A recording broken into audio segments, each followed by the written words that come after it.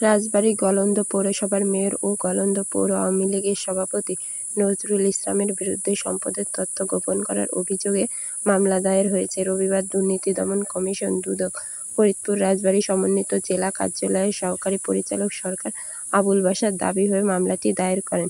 দুদক মামলার অভিযানের সূত্রে জানা গেছে, রাজবাড়ী গলন্দ পৌরসভার মেয়র নজরুল ইসলাম তার দাখিলকৃত সম্পদ বিবরণীতে ৩২,৫৫,৫৬৬ টাকার স্থাবর সম্পদের তথ্য গোপন ও কম প্রদর্শন করার উদ্দেশ্যে মিথ্যা তথ্য প্রদান করেন।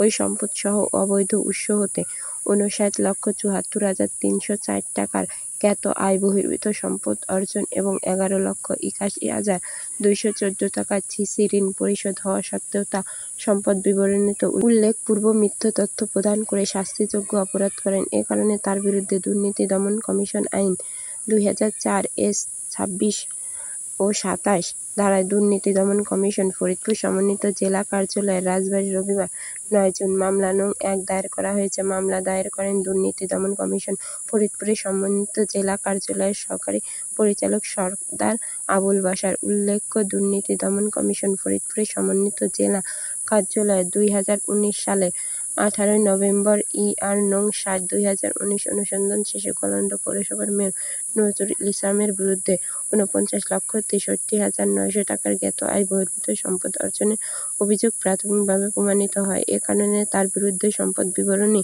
দাখিলের নোটিশ জারির সুপারিশ করে অনুসন্ধান প্রতিবেদন দাখিল করা হয়। তার প্রেক্ষিতে নজরুল ইসলামের বিরুদ্ধে সম্পদ বিবরণী দাখিলের নোটিশ জারি হলে তিনি গত ২০২১ সালের ১৯ জানুয়ারি দুর্নীতি দমন কমিশন ফরিদপুর জেলা সমন্বিত কার্যালয়ে সম্পদ বিবরণী দাখিল করেন। এতে তিনি ৩২,৫৫,৫৬৬ টাকা স্থাবর সম্পদের তথ্য গোপন ও কম প্রদর্শন করার উদ্দেশ্যে মিথ্যা তথ্য প্রদান সহ ১১,৮১,২০৪ টাকার সিসি ঋণ পরিশোধের বিষয়ে সম্পদ বিবরণীতে মিথ্যা তথ্য প্রদান করেন। সোমবার দুপুরে দুর্নীতি দমন কমিশন ফরিদপুরের সমন্বিত জেলা কার্যালয়ের সহকারী পরিচালক সরদার আবুল বাশার মামলা দায়েরের বিষয়টি নিশ্চিত করেছেন।